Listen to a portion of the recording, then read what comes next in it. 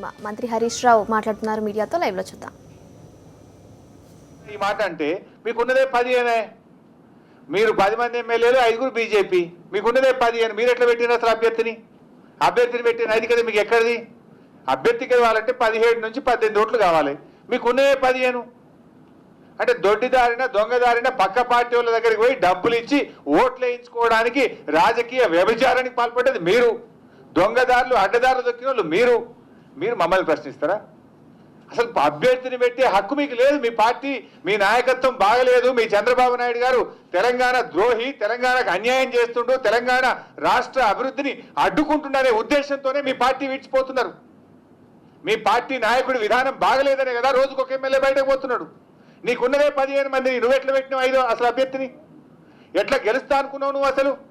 అంటే రేవంత్ రెడ్డి గారు చంద్రబాబు డైరెక్షన్ లో డబ్బు మూటలు ఇచ్చి పక్క పార్టీల నుంచి ఓట్లు వేయించుకొని గెలవాలని దొడ్డిదారుల ప్రయత్నం చేసిన పార్టీ మీరా మా గురించి మాట్లాడేది?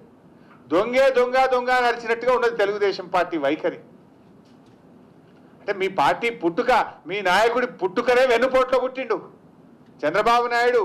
ఆయన రాజకీయ జీవితమే వెన్నుపోటు, దగా, మాట తప్పడంలో ఉంది. మామ మీద సవాల్ చేసి కాంగ్రెస్ లో పోటీ చేసి ఓడి మామ దగ్గర చేరి ఆ మామకే వెన్నుపోటు పొడిచిన చరిత్ర చంద్రబాబు నాయుడు. మొన్న టీవీ చూస్తే నాకు నవ్వు వచ్చింది. మన ఒక సందర్భంలో మహానాడులో చంద్రబాబు నాయుడు గారు ఎన్టీ రామారావు జన్మదిన సందర్భంగా కేక్ కట్ చేస్తున్న పిక్చర్ వచ్చింది. ఎందుకో నేను టీవీ పెట్టే వరకు బతికున్నప్పుడేమో ఇదే కత్తి పెట్టి గొంతు కోసిండు, చచ్చిపోయినాక పాపం కత్తి పెట్టి కేక్ కట్ చేసి ఇంకా దాన్ని తినిపిస్తుండు. అబ్బా ఎంత గొప్ప నటన! ఎన్టీ రామారావు నటనలో మించిపోయినావా అనుకున్నాను నేను ఆ రోజు టీవీ చూసి. బతికున్నాడేమో వైస్రాయ్ హోటల్ కాడ చెప్పులతో కొట్టించి, రాళ్లతో కొట్టించి, ఆత్మక్షోభకు గురి చేసి చావుకు కారణమైన చంద్రబాబు నాయుడు గారు వారు బతికున్నప్పుడేమో ఎన్టీ రామారావు బొమ్మ పెట్టలే ముఖ్యమంత్రిగా, బతికున్నప్పుడు ఎన్టీ రామారావు పేరు తీసుకోలే, బతికున్నప్పుడు ఎన్టీ రామారావును చిత్రహింసలు పెట్టి ఆత్మక్షోభకు గురి చేసిండు. పాపం చనిపోయినాక మాత్రం ఆయన దండలేసుడు, కేకులు కట్ చేసుడు. ఆహా, ఎంత గొప్ప నటనే! ఇది మీ పార్టీ చరిత్ర. అంటే పిల్లనిచ్చి నేను రాజకీయంగా భిక్ష పెట్టి ఆ స్థాయికి తెస్తే మామకే వెన్నుపోటు కొట్టిన తెలుగుదేశం పార్టీ నాయకుడు చంద్రబాబు నాయుడు ఇప్పుడు కూడా వెన్నుపోటు రాజకీయాల్లో ఎమ్మెల్సీని గెలిపించుకోవాలనుకున్నాడు.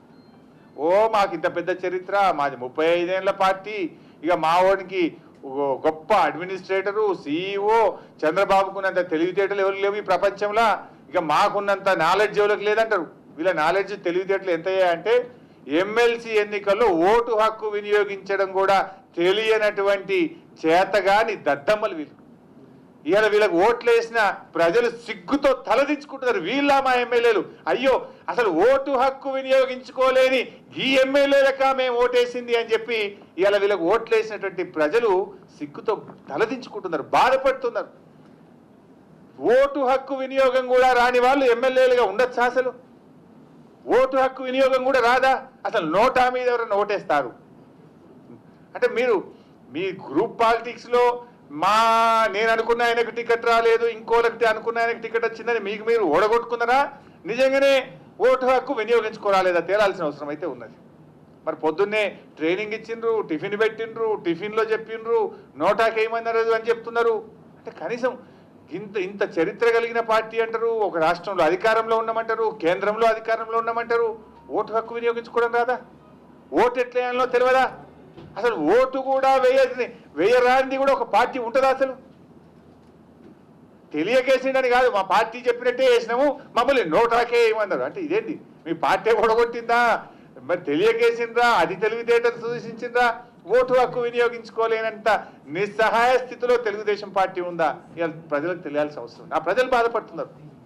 అరే మేము ఓట్లేసి గెలిపిస్తే కనీసం ఈ ఓటు హక్కు కూడా వినియోగించుకొని మా ఎమ్మెల్యేనే, ఇటువంటి ఎమ్మెల్యే మా ఎమ్మెల్యేనా? ఆ 6 ఎవరు అని ఇలా ప్రజలు ఎదురు చూస్తున్నారు. 6 పేర్లు తెలవాలి, ఆ ఎమ్మెల్యే ఎవరు, కనీసం ఓటు హక్కు వేయని ఎమ్మెల్యే ఎవరా అని ఇలా ప్రజలు ఎదురు చూస్తున్నటువంటి పరిస్థితి ఉన్నది.